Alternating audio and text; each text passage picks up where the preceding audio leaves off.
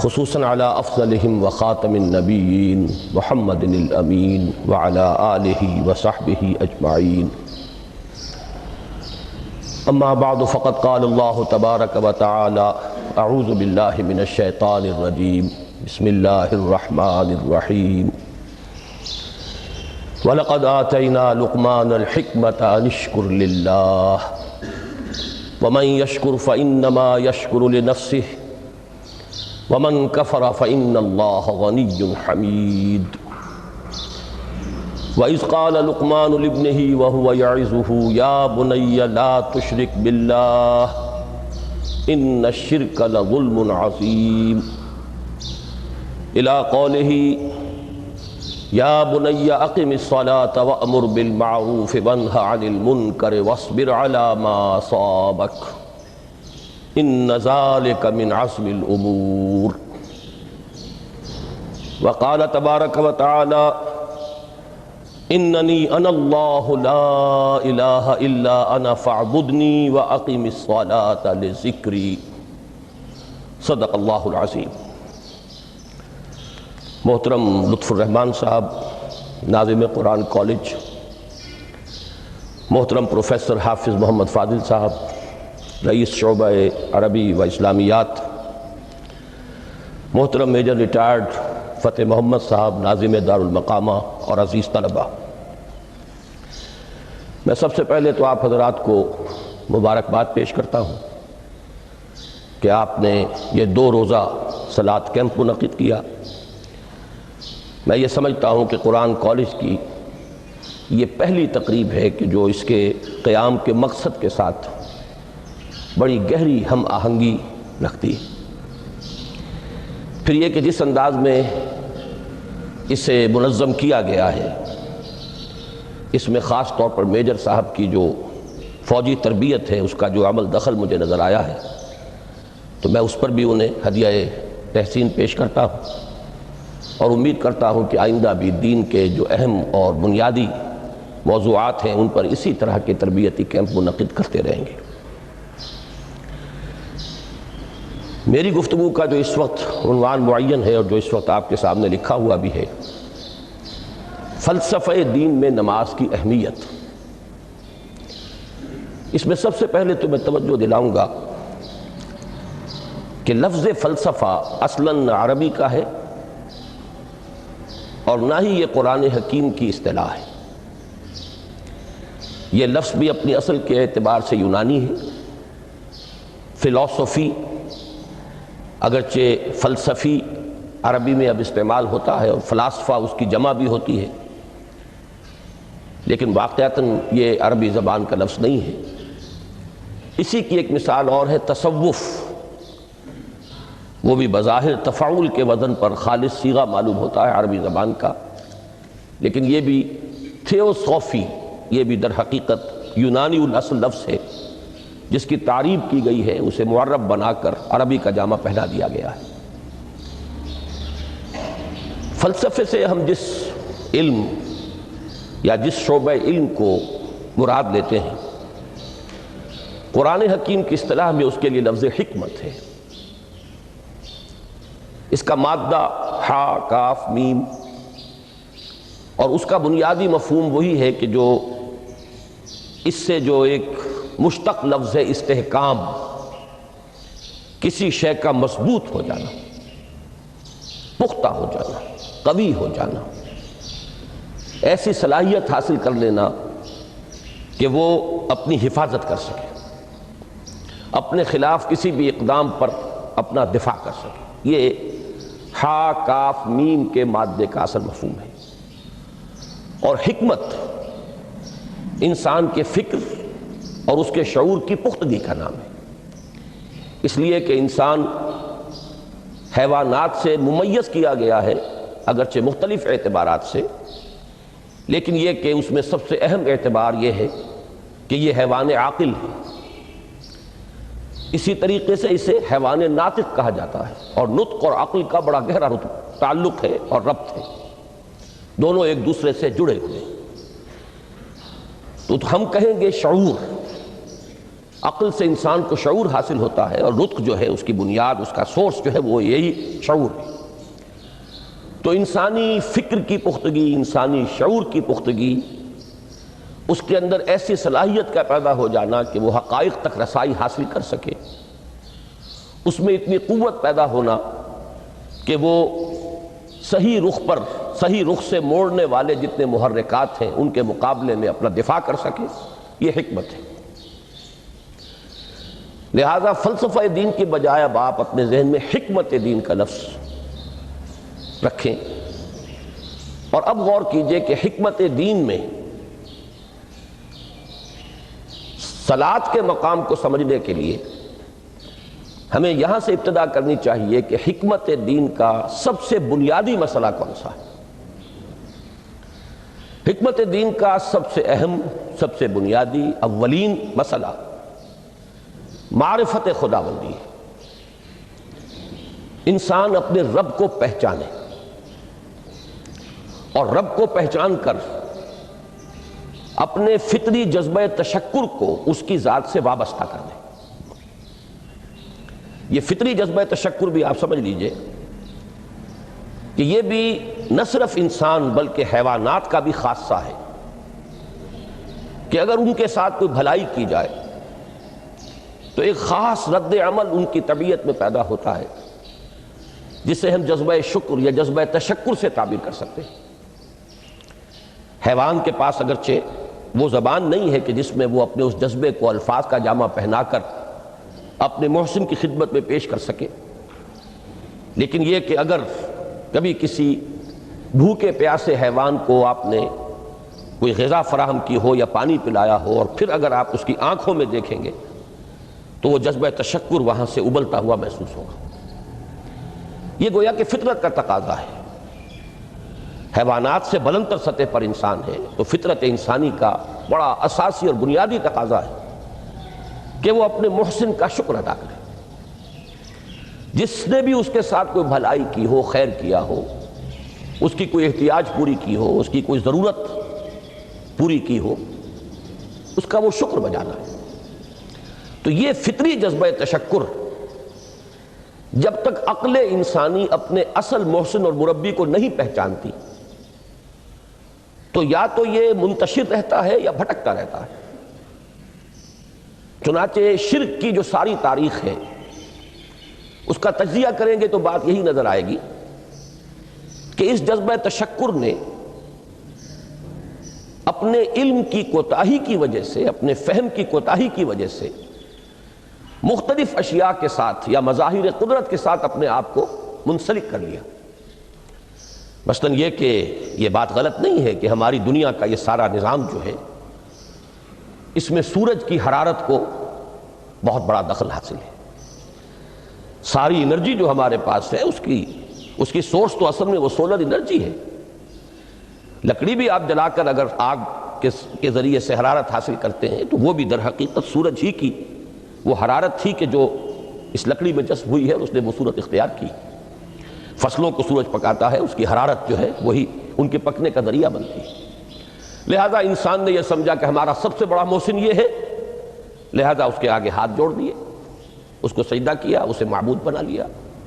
اسی پر آپ قیاس کرتے چلے جائیے، جس جس چیز کے بارے میں احساس ہوا کہ اس کے ساتھ ہماری کوئی بھلائی وابستہ ہے، یہ ہمارے لیے کسی خیر کا ذریعہ ہے، اس کے سامنے انسان جھک گیا اور اس کے اظہار تشکر کے لیے اس نے مراسم عبودیت ایجاد کر لی۔ تو عقل انسانی کی اصل معراج یہ ہے کہ وہ اپنے اصل مربی کو پہچانے، اپنے اصل رب کی معرفت حاصل ہو جائے کہ یہ تمام مظاہر فطرت، مظاہر قدرت، اگرچہ یہ سب ہیں اس دنیا میں، اس کے نظام کو مختلف پہلوؤں سے ان کے ساتھ وابستہ کیا گیا ہے، لیکن یہ سب خود کسی اور کی ربوبیت کے مظہر ہے۔ کوئی اور ہے جو ان سب کا خالق ہے، کوئی اور ہے کہ جس نے ان کے لیے یہ سارا نظام بنایا ہے۔ تو ایک ہی چھلانگ میں انسان پھر وہاں پہنچتا ہے اور اپنے اصل رب اور مربی کو پہچان کر اب اپنے پورے جذبہ تشکر کو اس کی ذات کے ساتھ منسلک کر دیتا ہے۔ یہ میں نے خلاصہ عرض کیا آپ کے سامنے سورہ لقمان کے دوسرے رکوع کی اس پہلی آیت کا، جس میں اللہ تعالیٰ نے حضرت لقمان کے حوالے سے حکمت اور حکمت کا جو منطقی اور لازمی نتیجہ ہے دونوں چیزوں کو بیان کر دیا۔ وَلَقَدْ آتَيْنَا لُقْمَانَ الْحِكْمَةَ أَنِ اشْكُرْ لِلَّهِ، ہم نے لقمان کو حکمت عطا کی کہ کر شکر اللہ کا۔ فطرت سلیمہ کا تقاضا شکر، محسن کے لیے مربی کے لیے، اور عقل کی معراج اپنے اصل محسن اور مربی کو پہچان لینا، اسی کا نام حکمت ہے۔ حکمت عقل صحیح اور فطرت سلیمہ کے امتزاج سے وجود میں آتی ہے، جس کا نتیجہ شکر رب ہے یا معرفت رب۔ تو یوں سمجھئے کہ حکمت دین کا اساسی مسئلہ یہ، باقی سارے مسائل اب یہیں سے آگے چلیں گے۔ اس کے لیے یہ بات اگر آپ نے منتخب نصاب کے وہ اسباق پڑھ لیے ہوں تو یہ چیزیں سامنے آ چکی ہوں گی کہ اس کے لیے قرآن کا اسلوب یہ ہے کہ آیات کے حوالے سے انسان کے اندر معرفت رب کو جگایا جاتا ہے۔ میں نے جگانے کا لفظ استعمال کیا ہے کہ قرآن کی حکمت یہ ہے کہ رب کی معرفت فطرت انسانی میں موجود ہے لیکن سوئی ہوئی ہے، ڈورمنٹ ہے، اسے جگانا ہے، اسے ایکٹیویٹ کرنا ہے۔ اس کے لیے آیات آفاقی، ان فی خلق السماوات والارض واختلاف اللیل والنہار والفلک التی تجری فی البحر بما ینفع الناس الی آخر الآیہ۔ اسی طرح آیات انفسی وفی انفسکم افلا تبصرون، سنریہم آیاتنا فی الآفاق وفی انفسہم حتی یتبین لہم انہ الحق۔ لیکن ان آیات آفاقیہ کی طرف بھی صحیح نقطہ نظر سے متوجہ کرنے کے لیے اور انسان کے اندر کی اس سوئی ہوئی معرفت رب کو جگانے کے لیے سب سے زیادہ مؤثر آیات قرآنیہ ہیں، چونکہ یہ فطرت انسانی کے اندر کی ایک شے کو جگانے والی ہیں۔ یہی وجہ ہے کہ قرآن مجید اپنے آپ کو کہیں الذکر کہتا ہے، کہیں ذکرہ، کہیں تذکرہ۔ یہ تو یاد دہانی ہے، تمہارے اپنے اندر معرفت رب موجود تھی یا موجود ہے، لیکن یا تمہیں اس کا شعور نہ تھا، وہ تمہارے شعور کی سطح پر نہیں آئی تھی، یا یہ کہ آئی تھی لیکن پھر تم اسے بھول گئے ہو، ذہول کے پردے پڑ گئے۔ جیسا کہ علامہ اقبال نے کہا کہ کافر کی یہ پہچان کے آفاق میں گم ہے، تم پھر گم ہو گئے ہو۔ لہذا اس کو اجاگر کرنے کے لیے، تازہ کرنے کے لیے یہ آیات قرآنیہ ہیں۔ ان اندھیروں سے، گمشدگی کے اندھیروں سے نکالنے کے لیے، معرفت کی روشنی میں لانے کے لیے یہ آیات مبارکہ ہے۔ هو الذی ينزل على عبده آیات بینات لیخرجکم من الظلمات الی النور، اندھیروں سے نکال کر روشنی میں لانے کے لیے اللہ نے اپنے بندے پر صلی اللہ علیہ وسلم یہ آیات بینات نازل کی ہیں۔ لیکن اب اس سے اگلا قدم ہے، اور اصل میں وہ ہے جو میری گفتگو کا موضوع ہے اس وقت۔ اس کے لیے یہ تمہید ضروری تھی کہ حکمت قرآن کا اور حکمت دین کا اولین، اہم ترین، سب سے اساسی، سب سے بنیادی مسئلہ ہے معرفت رب۔ اگر اس مرحلے کو انسان طے کر لے اللہ کے فضل و کرم سے، اسے اللہ کی معرفت بھی حاصل ہو جائے اور اس پر ایمان بھی میسر آ جائے، تو اب اس کے سامنے تین مسئلے اور ہیں، ان کو اچھی طرح آئیڈینٹیفائی کیجئے۔ پہلا مسئلہ یہ ہے کہ اس کی فکر صحیح مزید پیش قدمی کرے، آگے بڑھے۔ یہ تو اس کا سٹارٹنگ پوائنٹ تھا، رب کو پہچان لینا۔ ابھی تو اس سے آگے بڑھ کر اس فکر صحیح کو، بڑی بلندیوں کو چھونا ہے۔ جیسے کہ کلمہ طیبہ کی تمثیل بیان کی گئی قرآن مجید میں، کَشَجَرَةٍ طَیِّبَةٍ أَصْلُهَا ثَابِتٌ وَفَرْعُهَا فِي السَّمَاءِ۔ تو فکر انسانی کے لیے وہ اصل ثابت، جمی ہوئی جڑ جو ہے وہ تو ہے معرفت رب، لیکن اب یہ فکر ترقی کرے گی، یہ نشو و نما پائے گی، یہ آگے بڑھے گی، اس کی شاخیں یہ آسمانوں سے بات کریں گی، آسمانوں کی بلندیوں کو چھوئیں گی۔ تو سب سے پہلا مسئلہ ہے فکر صحیح کی مزید پیش رفت، پیش قدمی۔ دوسرا مسئلہ انسان کا بہت بنیادی، عمل کی درستی، صحیح عمل۔ انسان اپنے نفس امارہ سے مغلوب ہو کر یا جذبات کی رو میں بہہ کر یا ماحول کے اثرات سے مرعوب ہو کر وہ کسی غلط رخ پر نہ پڑ جائے، تو اس کے عمل کو درست رکھنے کے لیے کوئی اسے سہارا درکار ہے۔ اور تیسری ضرورت اس کی، یہ میرے نزدیک اس دور میں سب سے زیادہ نگاہوں سے اوجھل ہو چکی ہے، یہاں تک کہ ہمارے بہت سے دینی حلقے بھی، خاص طور پر جو ریلیجس ایکٹیوسٹ شمار ہوتے ہیں، جو دین کی احیائی جد و جہد میں مصروف نظر آتے ہیں، تجدید دین، احیاء دین، غلبہ دین، اقامت دین، ان کی بھی ایک بہت بڑی محرومی ہے کہ وہ ایک تیسرے گوشے کو تقریباً نظر انداز کر رہے ہیں، اور وہ ہے روحانی ترقی۔ اس لیے کہ انسان کی اصل عظمت کی بنیاد تو وہ روح ہے جو اس میں پھونکی گئی، وَنَفَخْتُ فِيهِ مِن رُوحِي، جس کا تعلق ذات باری تعالیٰ کے ساتھ ہے۔ کم سے کم یہ تو ہر شخص مانے گا، کوئی بڑے سے بڑا ریشنلسٹ اور روحانیت کا منکر شخص وہ بھی یہ تو ماننے پر مجبور ہے کہ اللہ تعالیٰ نے اس کی جو نسبت اپنی طرف فرمائی ہے روحی، اس میں در حقیقت انسانی روح کی عظمت اور اس کی شرافت، اس کی بلندی اور اس کی بزرگی کی طرف اشارہ ہے۔ بہرحال اس کی ترقی، فکر صحیح کی ترقی، نمبر 2 عمل کی درستی، اس میں افراط و تفریط نہ ہو، اس میں انسان نفس امارہ سے مغلوب ہو کر یا جذبات کی رو میں بہہ کر یا ماحول کے اثرات سے متاثر ہو کر کوئی غلط اور غیر متوازن راستہ اختیار نہ کر لے۔ اور نمبر 3 روحانی ترقی۔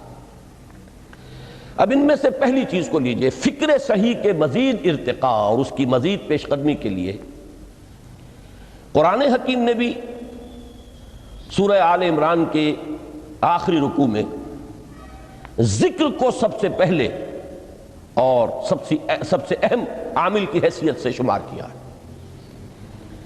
چنانچہ اس کی پہلی آیت جو ہے سورہ آل عمران کے آخری رکوع کی، اس میں تو وہی مضمون جو میں بیان کر چکا وہ آیا ہے، ان فی خلق السماوات والارض واختلاف اللیل والنہار لآیات لأولی الالباب۔ یقیناً آسمان اور زمین کی تخلیق میں اور دن اور رات کے الٹ پھیر میں نشانیاں ہیں ہوش مندوں کے لیے۔ ان کے ذریعے سے انسانی شعور کے اندر وہ معرفت رب اجاگر ہوگی۔ وہ پہلا مرحلہ اب اس نے طے کر لیا، وہ ڈورمنٹ معرفت اب ایکٹیویٹ ہو گئی۔ اب مزید فکر کا مرحلہ ہے جو اگلی آیت میں آیا ہے، الذین یذکرون اللہ قیاما وقعودا وعلی جنوبہم ویتفکرون فی خلق السماوات والارض ربنا ما خلقت ھذا باطلا سبحانک فقنا عذاب النار۔ یعنی تفکر جو ہے، ویتفکرون فی خلق السماوات والارض، وہ تفکر کرتے ہیں، غور و فکر کرتے ہیں آسمان اور زمین کی تخلیق میں، لیکن اس تفکر کے ساتھ لازماً ذکر، اور ذکر مدام، ذکر بھی وہ کہ جو مستقل ہو، ہر حالت میں ہو۔ الذین یذکرون اللہ قیاما وقعودا وعلی جنوبہم، وہ لوگ کہ جو اللہ کو یاد رکھتے ہیں، اللہ کا ذکر کرتے ہیں، کھڑے ہوئے بھی، بیٹھے ہوئے بھی، اور اپنے پہلوؤں کے بل یعنی لیٹے ہوئے بھی۔ اب ان تین کے سوا تو کوئی پوزیشن انسان کی نہیں ہے، اسی کا نام ہے دوام ذکر۔ اور اس کے ساتھ اگر وہ تفکر کرتے ہیں تو ان کا فکر اگلی منزل تک پہنچتا ہے۔ میں اس پر زیادہ بحث اس وقت نہیں کروں گا، اس وقت میں نے چونکہ وہ 3 باتیں بیان کی تھی، میں درجہ بدرجہ چاہتا ہوں کہ آگے بڑھوں اور ایک حد سے زیادہ کسی بھی مسئلے میں تجاوز نہ کروں۔ یہ جو بات سورہ آل عمران کی آخری رکوع کی اس دوسری آیت میں آئی ہے، اسی کو مولانا روم نے بیان کیا ہے بہت ہی سادہ لیکن بڑے پرمغز شعر میں، این قدر گفتیم باقی فکر کن، فکر اگر جامد بود رو ذکر کن۔ اس قدر تو ہم نے تمہیں بتا دیا، سمجھا دیا، یہ بات تو آ گئی تمہارے عقل میں، اب جاؤ خود غور کرو، مزید آگے پیش قدمی کرو۔ این قدر گفتیم باقی فکر کن، فکر اگر جامد بود رو ذکر کن۔ فکر میں جمود آ جائے، فکر سست پڑ جائے تو جاؤ پھر ذکر کرو۔ تو یہ ذکر اور فکر گویا کہ گاڑی کے 2 پہیے ہیں کہ جن سے فکر انسانی صحیح رخ پر آگے بڑھے گا۔ اگر یہ ذکر ساتھ نہیں رہے گا تو فکر انسانی کج ہو جائے گا، تاثریہ امیر و دیوار کج۔ پھر وہ فکر جو ہے وہ بلندی کو کتنے ہی پہنچ جائے لیکن وہ ٹیڑھی بلندی ہوگی، وہ صراط مستقیم پر پیش قدمی کرنے والا فکر نہیں ہوگا۔ اسی کو علامہ اقبال نے اپنے 2 اشعار میں، چونکہ انہوں نے مولانا روم کو اپنا پیر بھی تسلیم کیا ہے، مرشد رومی، تو یہ فکر جو ہے، یہ خیال جو مولانا روم نے پیش کیا، اسی کو علامہ اقبال نے 2 اشعار میں میں سمجھتا ہوں کہ مزید شکوہ کے ساتھ، مزید خوبصورت اور حسین انداز میں پیش کیا ہے۔ جز بقرآن زے غمی روباہی است، فقر قرآن اصل شاہنشاہی است۔ قرآن کے بغیر اگر کوئی شعر بھی ہو تو وہ بھی اصل میں لومڑی ہے، اس کی کوئی حقیقت نہیں ہے، اس لیے کہ اصل شاہنشاہی جو ہے وہ تو فقر قرآن ہے۔ اب فقر قرآن کیا ہے؟ فقر قرآن اگر آپ لکھا ہوا دیکھیں گے اس کو تو اس کے آگے یہاں اب سوالیہ نشان آ جائے گا۔ فقر قرآن یعنی سوچو فقر قرآن کیا ہے، اور جواب ہے اختلاط ذکر و فکر۔ فقر قرآن امتزاج سے وجود میں آتا ہے کہ اس میں ذکر بھی ہو، فکر بھی ہو، اور فکر را کامل نہ دیدم جز بے ذکر، میں نے فکر کو کبھی بھی اپنی منزل مقصود تک پہنچتا ہوا نہیں پایا جب تک کہ اس کے ساتھ ذکر نہ ہو۔ تو پہلی شے تھی فکر انسانی کی صحیح رخت پر مزید پیش قدمی اور پیش رفت، اور اس کے لیے لازم ہے ذکر و فکر کا امتزاج۔ دوسری چیز کو لیجئے عمل کی درستی۔ اس عمل کی درستی کے لیے اللہ تعالیٰ کے ساتھ ایک گہرے تعلق کی ضرورت ہے، اس لیے کہ صبر کی بحث میں یہ مضامین شاید آپ کے سامنے آ گئے ہوں کہ صبر جہاں مصیبت پر صبر ہوتا ہے، تکلیف پر صبر ہوتا ہے، اللہ کے احکام پر جمنا یہ بھی صبر ہے، نفس کی خواہشات کی باغ کو تھام کر رکھنا، کھینچ کر رکھنا یہ بھی صبر ہے، اور استقامت کسی شے پر قائم رہنا یہ بھی صبر ہے۔ تو عمل صحیح پر استقامت کے لیے وَاصْبِرْ وَمَا صَبْرُكَ إِلَّا بِاللَّهِ، اس صبر کی سب سے اہم جو بنیاد ہے، اس کا جو سب سے بڑا ذریعہ ہے، اس کا جو سب سے بڑا سہارا ہے، وَمَا صَبْرُكَ إِلَّا بِاللَّهِ، اس کے لیے ضرورت ہے ایک گہرے تعلق کی کہ اللہ کے ساتھ ایک ایسا تعلق برقرار رہے جو نہ صرف گہرا ہو بلکہ دائم و قائم ہو، مسلسل۔ ذرا ذہول ہوگا تعلق مع اللہ میں، ذرا کمی آئے گی، شیطان کا وار کاری ہو جائے گا۔ اسی کو حضور نے حدیث میں یوں تعبیر کیا ہے تمثیلاً کہ جو دل اللہ کی یاد سے غافل ہے اس پر، فارسی کا وہ مقولہ بھی ہے کہ خانہ خالی را دیو می گیرت، گھر خالی رہے تو جنات اس پر دیو جو ہے آ کر قبضہ جما لیتے ہیں۔ تو خانہ قلب جو ہے اگر یاد خدا بندی سے خالی ہو گیا تو شیطان ابلیس لعین اپنی تھوتنی ٹکا دیتا ہے۔ یہ لفظ آتا ہے سور کے منہ کے لیے تھوتنی، جس طرح اس کا نکلا ہوا سا منہ ہوتا ہے آگے، تو یہ لفظ استعمال کیا گیا کہ وہ اپنی تھوتنی انسان کے دل پر جما کر اور پھوکے مارنی شروع کر دیتا ہے۔ تو شیطان کو موقع ہی تب ملتا ہے جب انسان کے تعلق مع اللہ کے اندر کمی ہو، وہ خانہ بالکل خالی ہو گیا ہو یا اتنا ضعیف ہو گیا ہو کہ کل عدم ہو جائے، گویا کہ نہیں۔ تیسری چیز کی طرف آئیے، روحانی ترقی۔ روحانی ترقی کے لیے میں ایک اصطلاح کے سامنے لا رہا ہوں، اس سے مراد کیا ہے؟ روحانی ترقی کے لیے ہماری دینی اصطلاح ہے تقرب الی اللہ، اللہ سے قریب تر ہوتے چلے جانا۔ اس پر میرا ایک کتابچہ بھی ہے، تقرب الی اللہ کے 2 مدارج، 2 درجے، جو در حقیقت ایک حدیث نبوی علیہ الصلاۃ والسلام ہی پر مبنی ہے کہ حضور نے ایک درجہ قرار دیا ہے تقرب بالفرائض، فرائض کے ذریعے سے انسان اللہ کا قرب حاصل کرے۔ ایک ہے تقرب بالنوافل، نوافل کے ذریعے سے اللہ کا قرب حاصل کرے۔ ان میں کیا نسبت و تناسب ہے، اہمیت کے اعتبار سے کون بڑھ کر ہے، بلندی کے اعتبار سے کون بڑھ کر ہے، یہ تمام مسائل میں نے اپنی اس تقریر میں بیان کیے تھے جو اس کتابچے میں شائع ہوئی ہے۔ اس وقت میں اس کی تفصیل میں نہیں جا رہا، صرف یہ تذکرہ اس لیے کر رہا ہوں کہ جن کو بھی خواہش ہو جائے وہ اس کا مطالعہ کرے۔ ہماری اس وقت کی گفتگو سے وہ کتابچہ اس جگہ پر منسلک ہوگا۔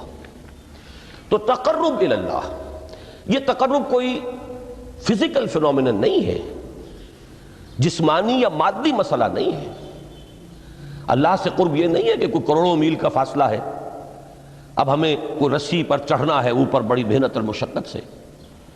فصل تو ہے ہی نہیں، فاصلہ ہے ہی نہیں، بعد ہے ہی نہیں۔ نحن اقرب الیہ من حبل الورید، ہم تو انسان سے اس کی شہرگ سے بھی زیادہ قریب ہیں۔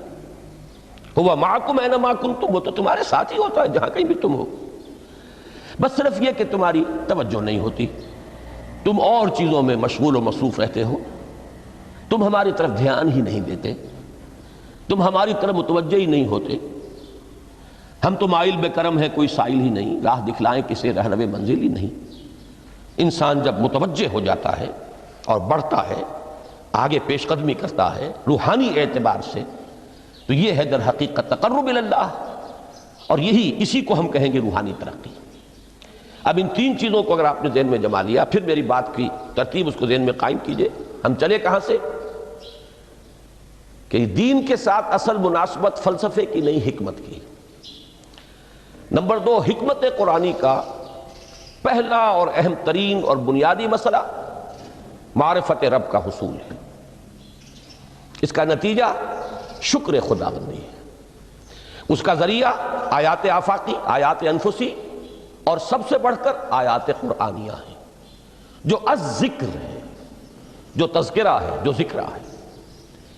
لیکن اس پہلے مرحلے کو اگر کوئی انسان بفضل ہی تعالی، اللہ کے فضل و کرم سے طے کر لے، اب اس کے سامنے تین مسئلے ہیں۔ فکر کی مزید پیش رفت، مزید پیش قدمی صحیح رخ پر، اس کے لیے ذکر اور فکر دونوں کا امتزاج لازمی ہے۔ فقر قرآن اختلاط ذکر و فکر۔ الذین یذکرون اللہ قیاما وقعودا وعلی جنوبہم ویتفکرون فی خلق السماوات والارض۔ دوسری شے عمل کا درست رہنا، نہ افراط و تفریط ہو، عدم توازن ہو، نہ انسان نفس سے مغلوب ہو جائے، نہ انسان جذبات کی رو میں اندھا ہو جائے، نہ انسان ماحول سے مرعوب ہو کر متاثر ہو جائے، صحیح رخ پر اس کا عمل۔ نمبر 3، روحانی ترقی، جو اصل حاصل ہے، جو اصل مقصود ہے۔ نمبر 2 چیز کے لیے تعلق مع اللہ ضروری، نمبر 3 کے لیے تقرب الی اللہ ضروری۔ اب غور کیجئے، ان تینوں چیزوں کا بڑا گہرا تعلق ہے نماز کے ساتھ۔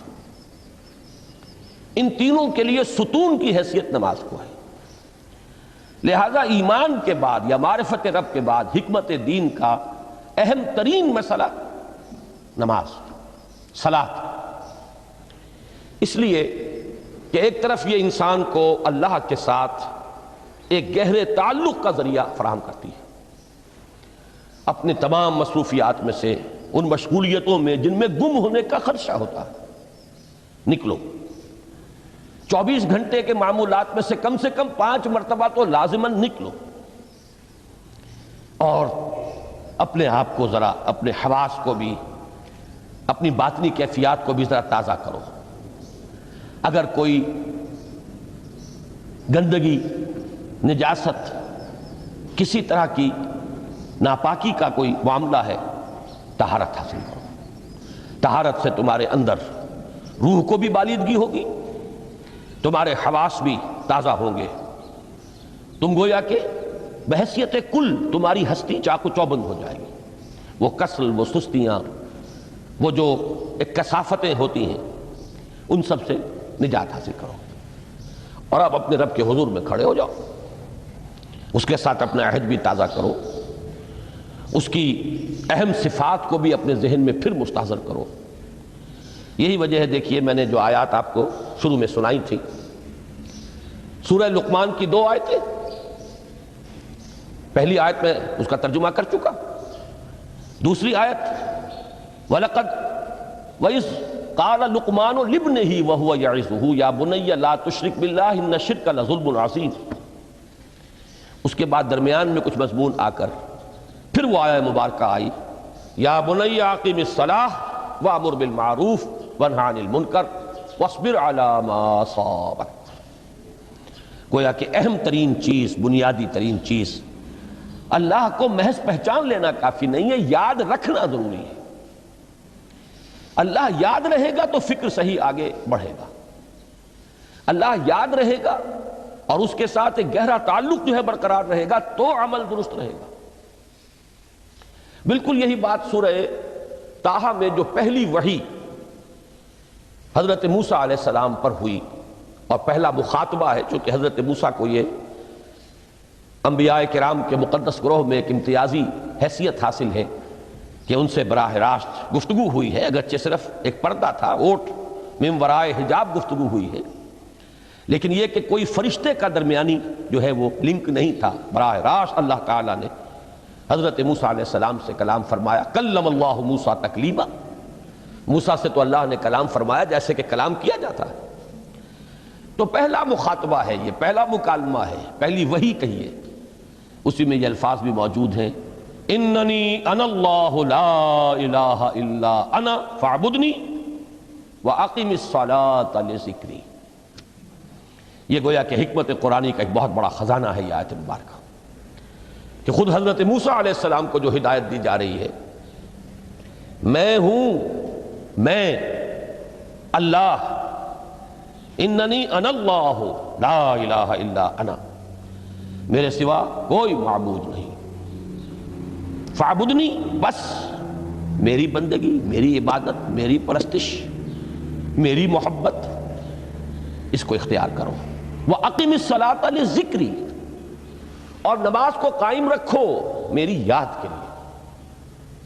بلکہ اسی سلسلہ کلام میں آگے چل کر سورہ طٰہٰ میں آتا ہے، کافی گفت و شنید کے بعد جب حضرت موسیٰ نے کچھ معذرت بھی کی، کچھ دعائیں بھی کی، اللہ نے ایک دعا قبول بھی کی کہ ان کے بھائی کو بھی شریک کر دیا، حضرت ہارون کو بھی۔ اس کے بعد پھر جب فرمایا کہ اب جاؤ فرعون کی طرف، تو اس میں فرمایا وَلَا تَنِيَا فِي ذِكْرِي، اور دیکھنا یہ جو عظیم مشن تمہارے کندھے پر آ گیا ہے، بڑا بھاری اور کٹھن ایک فرض ہے جو تم پر عائد ہو گیا ہے، اس کے لیے سب سے بڑی تمہارے پاس جو قوت کا ذریعہ ہے وہ نماز ہے۔ فَلَا تَنِيَا عَنْ ذِكْرِي، میری یاد میں کبھی غفلت نہ کرنا، اس میں کبھی کوئی کمی نہ آنے دینا۔ جیسا کہ میں نے عرض کیا تھا کہ جیسے ہی وہ تعلق جو ہے کمزور پڑتا ہے یا منقطع ہو جائے معاذ اللہ، تو پھر انسان گویا کہ شیطان کے لیے ایک لقمہ تر بن جاتا ہے۔ اب آپ غور کیجئے، تیسری شے تقرب الی اللہ، اس کے حوالے سے بھی جو فرائض اور نوافل کی بات ہے اس کو اس وقت ذہن سے نکال کر یہ سمجھیے کہ اس میں نماز کا کیا مقام ہے، اس لیے کہ نماز فرض بھی ہے، نماز نفل بھی ہے، وہ تو ان دونوں میں شریک ہو جائے گی۔ اب اس کو لفظ صلاۃ کے حوالے سے آپ ان دونوں چیزوں کو سمجھیے۔ صاد لام واو یا یہ چونکہ حروف علت ایک دوسرے سے بدلتے رہتے ہیں، یہ جو مادہ ہے اس کی جو خالص لغوی اصل ہے، جو خالص عربی زبان میں اس کا بنیادی مفہوم ہے، وہ آگ جلانا یا آگ تاپنا یا آگ سینکنا، حرارت حاصل کرنا۔ لہذا بار بار آتا ہے جہنم کے ذکر میں، اسلوہا، اب جلو اس میں، تاپو اس کو، یہ سینکے گی تمہیں۔ بلکہ تفتلون کا لفظ آیا ہے حضرت موسیٰ کے کلام میں، جب وہ گئے تھے کوہ طور پر، جب پہنچ گئے تو تھے آگ تک کی تلاش میں، لعلکم تستلون، تو اپنے اہل خانہ سے یہی کہا تھا کہ مجھے کہیں وہ روشنی نظر آ رہی ہے، غالباً کوئی وہاں سے آگ مل سکے گی، ورنہ یہ کہ کوئی رہنمائی کو رستہ مجھے مل سکے گا، میں وہ آگ لے آؤں گا، کوئی چنگاری وہاں سے لے آؤں، لعلکم تستلون، تاکہ تم، اب یہ اصطلاح در حقیقت باب افتعال ہے، اور یہ تے یہاں پر توئے کی شکل اختیار کر گئی، تا نے تو بن کی صورت اختیار کی صاد کی وجہ سے۔ بہرحال اس کا سب سے بنیادی مفہوم جو ہے وہ ہے تاپنا، سکائی حاصل کرنا، حرارت۔ اس کے حوالے سے سمجھ لیجئے کہ سب سے بنیادی تعلق اس کا جو ہے وہ روح کے ساتھ ہے۔ روح میں محبت خداوندی کی آگ اگر ٹھنڈی پڑ گئی ہو، اگر محبت خداوندی کی حرارت میں کمی ہو رہی ہو تو اس کو اثر نو، جس کو کہ میں آج سوچ رہا تھا تو ایک لفظ ذہن میں آیا کہ جیسے بیٹری اس کو ریچارج کیا جاتا ہے، اسی طریقے سے روح کے اندر محبت خداوندی کی اس حرارت کو اثر نو تازہ کرنا، یہ ہے در حقیقت نماز کا اصل مقصد۔ اس لیے کہ اس لفظ کا بنیادی مفہوم، اصل لغوی مفہوم تو یہ ہے، اگرچہ اس کا سب سے زیادہ کثرت سے جو استعمال ہوتا ہے، اور لفظ صلاۃ جس سے در حقیقت جس تصور پر مبنی ہے وہ ہے اقدام، کسی کی طرف متوجہ ہونا اور پھر دعا۔ صلاۃ کا سب سے قریبی مفہوم لفظی جب بیان کیا جائے گا، اس سے مراد، اس کے معنی، تو دعا اس میں اہم ترین ہے۔ کسی کی طرف توجہ کرنا، مناجات کرنا، گفتگو کرنا، مخاطبہ، مکالمہ، دعا، یہ در حقیقت صلاۃ کا سب سے بڑا اصطلاحی مفہوم ہے۔ لیکن جو اس کا مادہ ہے، صاد لام واو یا صاد لام یا، اس کا اصل مفہوم جو ہے وہ تاپنا، حرارت حاصل کرنا۔ تو ان دونوں کے حوالے سے عرض کر رہا ہوں، وہ تاپنا اور حرارت حاصل کرنا وہ ہے روح کے اعتبار سے۔ وہ جو کہا اقبال نے کہ مجھے عشق کی آگ اندھیر ہے، مسلمان نہیں راہ کا ڈھیر۔ یہ عشق کی آگ جب بجھ جاتی ہے، در حقیقت یہی تو انسان کی روحانی موت ہے۔ جب یہ نہ رہے تو چاہے منطق میں بہت انسان ماہر ہو، مجھے اقبال کا ایک شعر یاد آیا تقابل کرتے ہوئے، ایک انسان محکوم اور ایک انسان حر، آزاد انسان، ان کی نفسیات میں جو بنیادی فرق علامہ اقبال نے مختلف مواقع پر بیان کیے ہیں۔ محکوم ہے بیگانہ اخلاص و مروت، ہر چند کے منطق کی دلیلوں میں ہے چالاک۔ تو منطق کی دلیلوں میں انسان چالاک ہو جائے اور وہ لغت ہائے حجازی کا وہ ایک خزانہ بن جائے، اسے تمام الفاظ کے معنی یاد ہو، وہ بڑے مسائل فقہ کے اسے ازبر ہو، جزیات، بے انتہا جزیات جو ہیں وہ مستحضر ہو، فلسفے کے بڑے بڑے مسئلے اس نے حل کر لیے ہوں، لیکن اگر روح میں وہ اللہ کی محبت کی آگ نہیں ہے، وہ تپش نہیں، مجھے عشق کی آگ اندھیر ہے، مسلمان نہیں راہ کا ڈھیر۔ اسی کے حوالے سے آج مجھے یاد آیا تھا کہ وہ جو بڑی سادہ سی ایک نظم ہے، اللہ تعالیٰ سے دعا، یا رب دل مسلم کو وہ زندہ تمنا دے، اس میں بھی جو الفاظ آئے ہیں جو روح کو گرما دے اور قلب کو تڑپا دے، یہ ہے اصل جو مقصود ہے نماز کا۔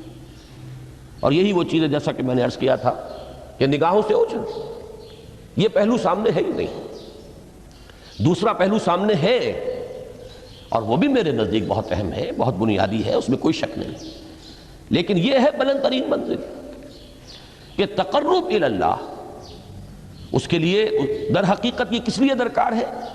روح کے اندر عشق کی حرارت اور گرمی تازہ ہو جائے۔ بسا اوقات یہ اندر دب جاتی ہے، جیسے انگارہ ہوتا ہے آگ کا، اس کے اوپر خاک اور راکھ آ جاتی ہے، اندر کچھ ہوتی ہے، آگ دبی ہوئی سمجھ، آگ بجھی ہوئی نہ جان، اس دبی ہوئی آگ کو پھر ایک شعلہ بنانا، پھر اس کے اندر ایک حیات تازہ پیدا کرنا، یہ ہے نماز کا اہم ترین اور بلند ترین مقصد۔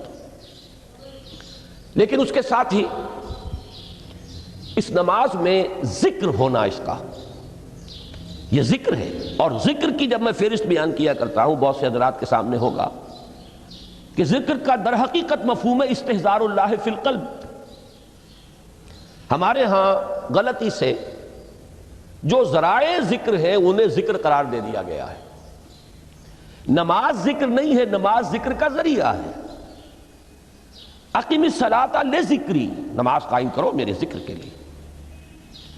یہ اللہ اللہ کہنا یا ادعیائے معصورہ جو حضور صلی اللہ علیہ وسلم کی مسنون دعائیں ہیں، انہیں اپنے تمام معمولات دنیاوی کے ساتھ ساتھ ان دعاؤں کو بھی انسان پڑھتا رہے، اللہ سے دعا کرتا رہے، یہ تمام ذرائع ذکر ہیں۔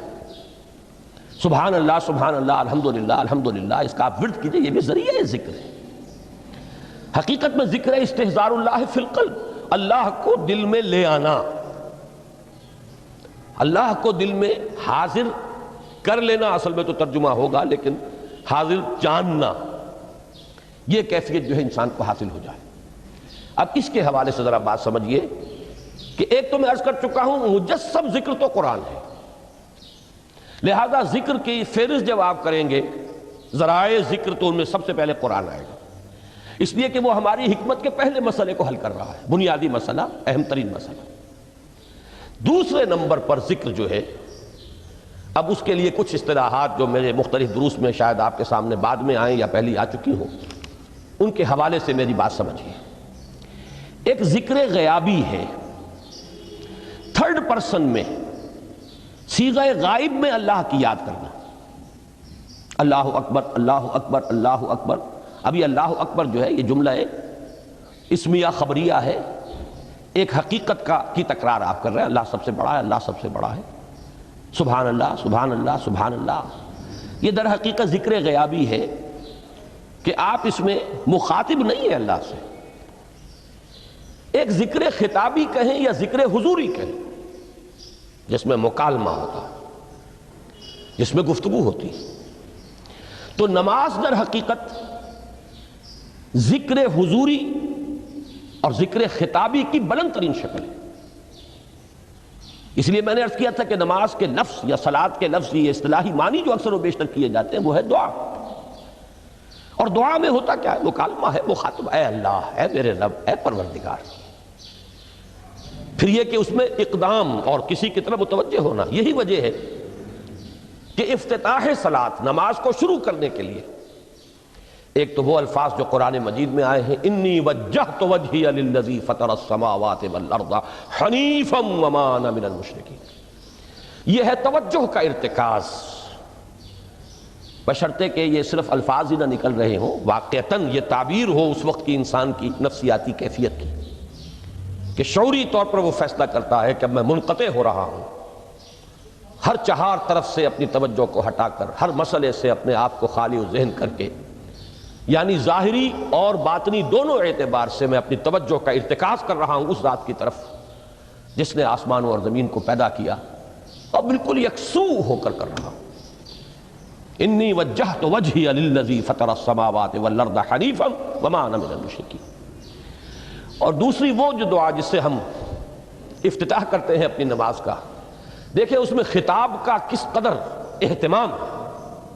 وہاں سبحان اللہ نہیں ہے، سبحانک اللہم، پاک ہے تو اے رب ہمارے، وبحمدک وتبارک اسمک وتعالی جدک۔ اب آپ غور کر رہے ہیں، یہ ہے تخاطب، براہ راست مخاطب ہونا۔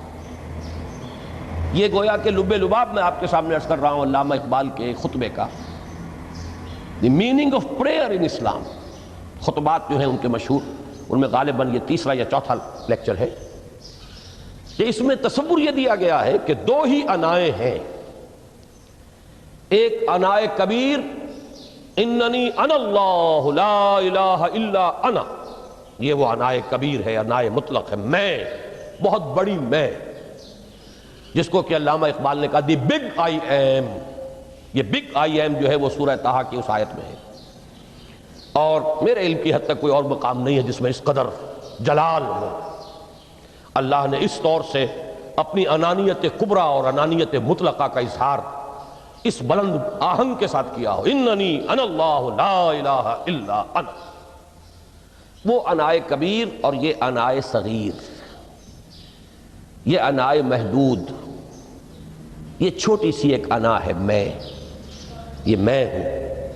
آپ جب کہتے ہیں میں، بڑی محدود سی ایک انا، دی فائنائٹ ایگو، انائے محدود اور انفائنائٹ ایگو۔ اور صلاۃ اصل میں کیا ہے؟ اس چھوٹی انا کا بڑی انا کے سامنے آ کر، روبرو ہو کر، وہ جو کبھی ٹیلی ویژن کا ایک پروگرام ہوا کرتا تھا، روبرو ہو کر خطاب۔ ایک ہے وہ صیغہ غائب میں تکرار، سبحان اللہ سبحان، وہ بھی بہت اہم ہے، اس کا اپنی جگہ پر فائدہ ہے، لیکن ہر شے کے درجے ہیں۔ اگر حفظ مراتب نہ کنی زندگی، اگر آپ ان کے درجوں کا علیحدہ علیحدہ لحاظ نہیں کریں گے تو غلط رخ پہ پڑ جائیں گے۔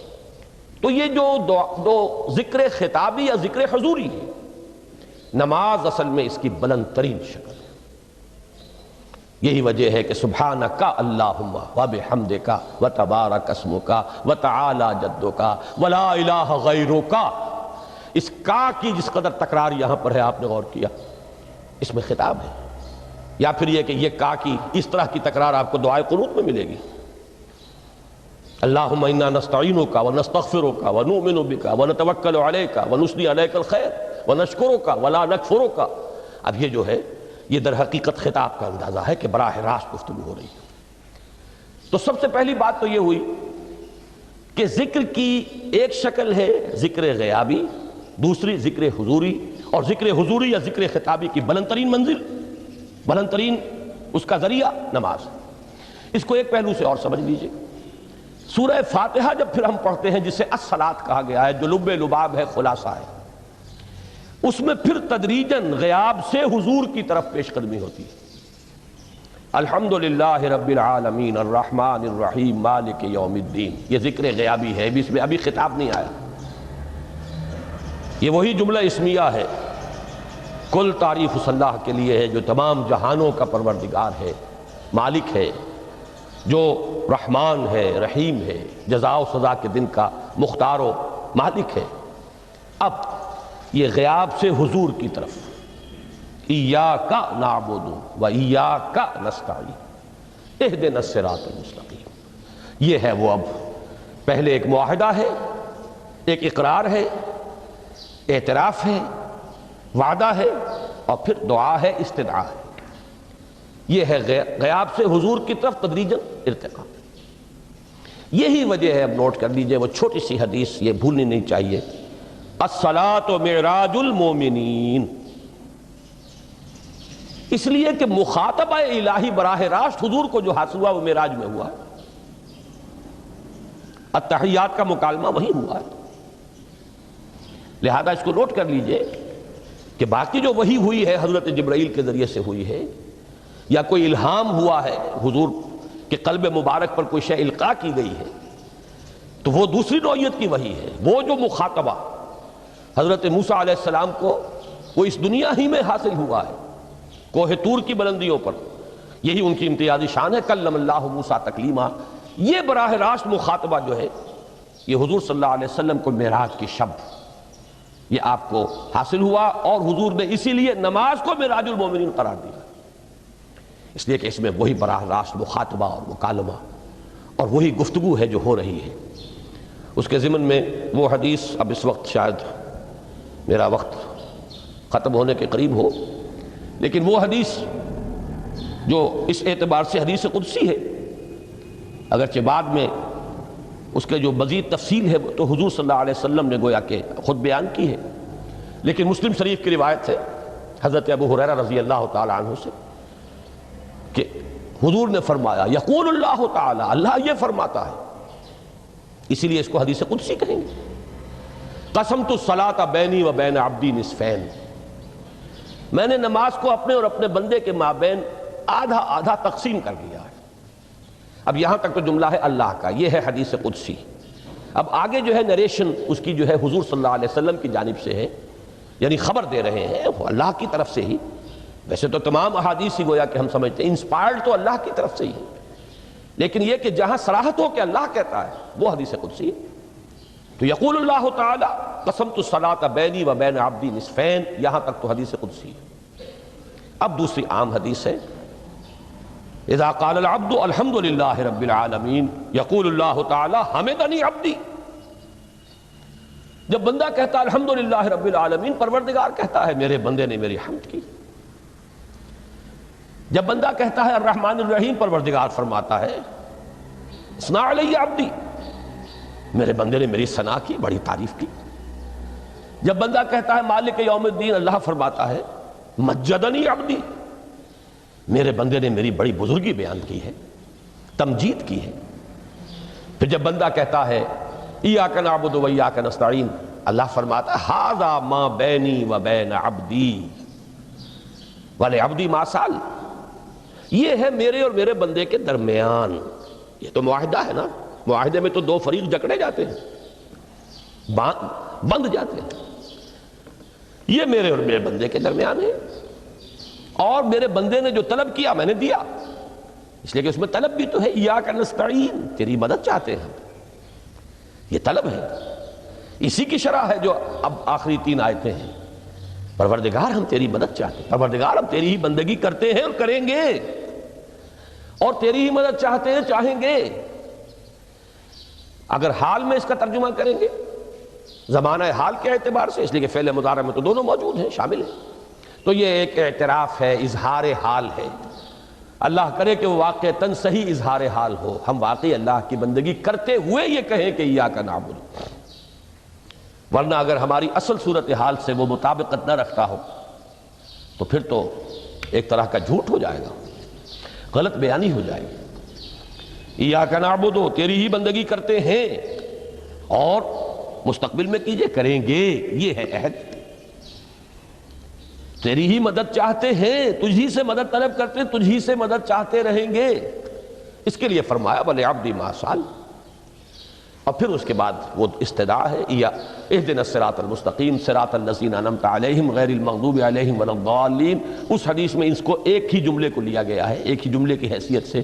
جب بندہ یہ کہتا ہے تو اللہ فرماتا ہے ھذا لعبدی ولعبدی ما سأل، یہ خالص میرے بندے کے لیے ہے۔ اس بندے نے ایک درخواست پیش کی ہے اور میں نے گرانٹ کی، وہ اپلیکیشن، وہ ریکویسٹ گرانٹڈ ہم نے دے دی، ولعبدی ما سأل۔ یہ ہے اس کی تاثیر کا عالم، بشرطے کے معاملہ وہ شعور کے ساتھ، بشرطے کے مطابقت ہو ظاہر اور باطن کی، بشرطے کے مطابقت ہو قول اور فعل کی، تو اس کا اتنا اونچا مقام ہے کہ ایک ایک جملہ ادھر ادا ہوا، ادھر اللہ کی طرف سے رسپانس مل رہی ہے۔ افلاک سے آتا ہے نالوں کا جواب آخر، اٹھتے ہیں حجاب آخر، کرتے ہیں خطاب آخر۔ یہ خطاب ہے، مخاطبہ ہے، مکالمہ ہے، یہ ہے اصل نماز۔ اسی لیے اسی کو کہا گیا نماز۔ البتہ اب اس سے آگے بڑھیے، ذکر کی ایک اور شکل بھی ہے، اور وہ ذکر عملی ہے۔ ایک تو ہم نے کہا اللہ اکبر، اللہ بہت بڑا ہے، سب سے بڑا ہے، یہ جیسا کہ میں نے عرض کیا ایک اعتبار سے تو ذکر غیابی ہو گیا۔ دوسرے یہ کہ یہ ایک فکری لسانی ذکر ہے، ہم نے کہہ دیا۔ ایک ہے اسی کے ساتھ ایک عملی ڈیمانسٹریشن، جب یہ کہتا ہوا انسان سیدھا سجدے میں گرتا ہے تو در حقیقت یہ اس اللہ اکبر کی تعمیل ہو رہی ہے۔ لہذا نماز میں جہاں ذکر غیابی بھی ہے، سورہ فاتحہ کی پہلی 3 آیات، جہاں الذکر کا حصہ بھی ہے، کچھ نہ کچھ قرآن آپ پڑھیں گے اس میں، پھر یہ کہ ذکر حضوری اور ذکر خطابی بھی ہے کہ آپ نے اللہ سے عہد و پیمان کیا، قول و قرار کیا، استدعا کی۔ اس کے ساتھ ہی ذکر عملی بھی ہے کہ جھکنا، اللہ کی تعظیم میں انسان جھکتا ہے۔ آپ اپنے کسی بزرگ سے جب ملاقات کرتے ہیں تو جھک کر سلام کرتے ہیں، تھوڑا سا جھکنا، زیادہ جھکنے کی تو اجازت نہیں ہے، لیکن یہ کہ تھوڑا سا خم آتا ہے، یہ بھی طبیعت کی بات ہے۔ میں سمجھتا ہوں فطرت میں جیسے شکر ہے ویسے ہی اس قدر تعظیم تو فطرت انسانی میں موجود ہے۔ آپ استاد کے سامنے آئیں گے، تھوڑا سا خم کھائیں گے، آپ اپنے کسی بڑے بزرگ رشتہ دار کے سے ملیں گے تو تھوڑا سا خم لا محالہ ہو جائے گا۔ یہ در حقیقت اس آپ کے فکر کی ایک عملی تعبیر، اس کا عملی مظہر ہے کہ آپ نے اس ہستی کی تعظیم کی ہے، اس کی عظمت کا اقرار اور اعتراف کیا ہے۔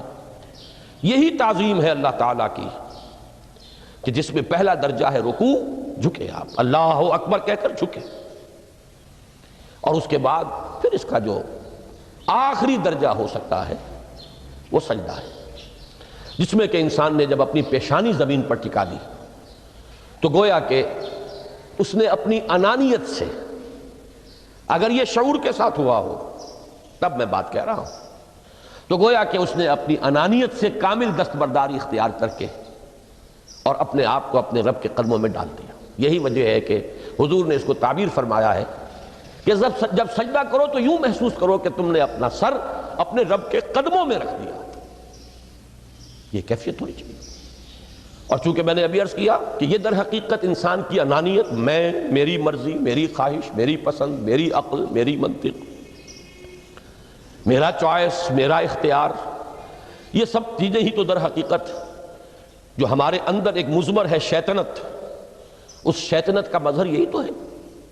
جب اس کو انسان اپنے ہاتھوں اپنے رب کے قدموں میں رکھ دیتا ہے تو در حقیقت اسی لیے اس کو تعبیر کیا گیا کہ اقرب ما یکون العبد الی ربہ فی السجود، بندہ اپنے رب سے قریب ترین جو ہوتا ہے وہ سجدے میں ہوتا ہے، بشرطے کہ وہ سجدہ واقعی سجدہ ہو۔ اس میں حقیقت یہ ہے کہ اقبال کا وہ شعر بڑی صحیح تعبیر ہے، وہ سجدہ روح زمین جس سے کانپ جاتی تھی، یہ ہے اصل میں تعبیر، اسی کو آج ترستے ہیں ممبر و محراب۔ سجدوں پر سجدے اور رکعتوں کے ڈھیر لگ گئے ہوں، اور 17 رکعتیں پوری نماز عشاء کی انسان نے ادا کی ہوں گن گن کر، اور 17 رکعتوں میں آپ کو معلوم ہے 34 تو سجدے ہو ہی گئے، تو سجدوں پر سجدے اور رکعتوں کے ڈھیر، لیکن یہ کہ اگر وہ کیفیت آپ کی صحیح عکاسی نہیں کر رہی ہے آپ کے ذہن کی، آپ کی نفسیاتی کیفیت کی، آپ کی قلبی کیفیت کی، آپ کے شعور کی، تو پھر ٹھیک ہے، ثواب تو ملے گا اس نماز سے بھی، اس لیے کہ ثواب کا نہ ملنا تو ظلم ہوگا، سوائے ایک بات کہ اس میں اگر کوئی riyaکاری ہے، دوسروں کو دکھانے کے لیے نماز پڑھی گئی ہے، تو riyaکاری تو زیرو کے مانند ہے کہ اس سے جو شے ضرب کھاتی ہے زیرو ہو جاتی ہے۔ 1 کروڑ کی عدد کو آپ زیرو سے ضرب دے زیرو ہو گئے، تو riyaکاری تو زیرو کر دینے والی شے، بلکہ زیرو ہی نہیں کرتی، وہ شرک تک پہنچا دیتی ہے۔ من صلی یرائی فقد اشرکا ومن صام یرائی فقد اشرکا ومن تصدق یرائی فقد اشرکا، جس نے دکھانے کے لیے نماز پڑھی اس نے شرک کیا، جس نے دکھانے کے لیے روزہ رکھا اس نے شرک کیا، جس نے دکھانے کے لیے صدقہ خیرات کیا اس نے شرک کیا۔ لیکن یہ کہ اگر یہ بات نہیں ہے، اگر ریاکاری نہیں ہے، کوئی بدنیتی نہیں ہے، تو ایک شخص نے وقت نکالا ہے، اسی وقت میں وہ اپنا کوئی اور کام کر سکتا تھا، کوئی 2-4 پیسے کما سکتا تھا، کوئی اور دھندا دنیا کا جو ہے کرتا، لہذا اگر وہ نہیں ہے، ریا نہیں ہے، تب اس کا اجر تو لازم ہے، اس نے کچھ نہ کچھ ڈیووٹ کیا ہے، کچھ نہ کچھ سیکریفائس کیا ہے، کچھ نہ کچھ قربانی دی ہے۔ لیکن یہ کہ پھر وہ نماز یہ نہیں ہے، وہ سجدہ روح زمین جس سے کانپ جاتی تھی، اسی کو آج ترستے ہیں ممبر و محراب۔ وہ سجدہ واقعتاً انسان اشرف المخلوقات، وہ جب اپنے اس گہرے شعور اور احساس کے ساتھ سر بسجود ہوتا ہے، تو یہ ہے اقرب ما یکون العبد الی اللہ فی السجود، قریب ترین جو بندہ ہوتا ہے اللہ سے وہ سجدے کی حالت میں ہوتا ہے۔ یہ میں نے 3 چیزوں کے حوالے سے اب آپ کے سامنے باتیں رکھی ہیں کہ پہلی منزل معرفت رب کا حصول، اللہ پر ایمان اور شکر خداوندی، اس کی لذت کا حاصل ہو جانا۔ اس کے بعد اب 3 ضرورتیں ہیں، فکر صحیح کی مزید پیش قدمی صحیح رخ پر، اس کے لیے جہاں فکر درکار ہے وہاں ذکر بھی درکار ہے، اور اس ذکر کی جامع ترین صورت نماز ہے۔ نمبر 2، انسان کے عمل کے درست رہنا، اس لیے کہ ذرا سا قرآن مجید میں سورہ اعراف میں نقشہ کھینچا گیا ہے ایک شخص کا، اس کا نام تو وہاں نہیں ہے، بلعام بن باعورہ، ویسے تورات میں اس کا ذکر ہے اور اس نام کے ساتھ ہے، بہت بڑا عالم تھا، بہت بڑا فاضل، قرآن کے الفاظ ہیں، ہم نے اسے اپنی آیات عطا کی تھی، آتیناہ آیاتنا، اور ہم چاہتے تو اسے ابھی اور ترفع اور بلندی عطا کرتے، وَلَوْ شِئْنَا لَرَفَعْنَاهُ بِهَا وَلَكِنَّهُ أَخْلَدَ إِلَى الْأَرْضِ، لیکن وہ تو زمین ہی کی طرف دھستا چلا گیا، اور کوئی ایک لغزش انسان کے لیے سارے کیے دھرے پر پانی پھیر سکتی ہے، ذرا سا عدم توازن اس کے رخ کو ٹیڑھا کر دے گا، اور جب ایک دفعہ ٹیڑھ ہو گئی تو شروع میں تو زاویہ جو ہے چاہے وہ 10 درجے کا ہی ہو، لیکن جیسے جیسے عمل کی وہ پیش قدمی ہوگی فاصلہ بڑھتا چلا جائے گا، انحراف شدید سے شدید تر ہوتا چلا جائے گا۔ اب اس عمل کی درستی کے لیے بھی لازم ہے تعلق مع اللہ، اس تعلق مع اللہ کا بھی سب سے بڑا ذریعہ نماز۔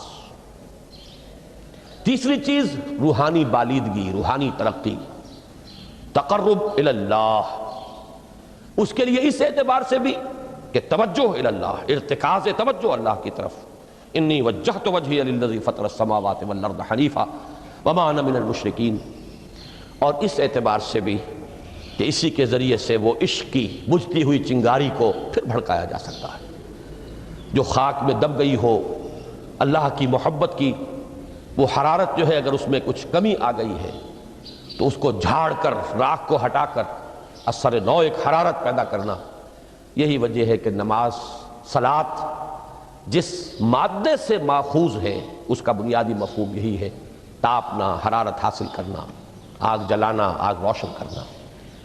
تو فلسفہ دین جس کے لیے صحیح لفظ ہے حکمت دین، اس کے اعتبار سے تو میری یہ گفتگو ہے۔ باقی ہے کہ نظام دین میں 3 اعتبارات سے پھر نماز کی اہمیت آئے گی۔ نظام دین میں سب سے پہلے انفرادی سیرت کی تعمیر، ثانیاً معاشرے کی تنظیم، پھر اس کے علاوہ جو 2 عنوانات کل کے لیے طے کیے گئے ہیں، جو خادمان دین ہوں، طالبان قرآن ہوں، ان کو کس کس اعتبار سے اس نماز سے مدد ملتی ہے۔ تو ان چاروں موضوعات پر انشاءاللہ تعالی میں کل گفتگو کروں گا۔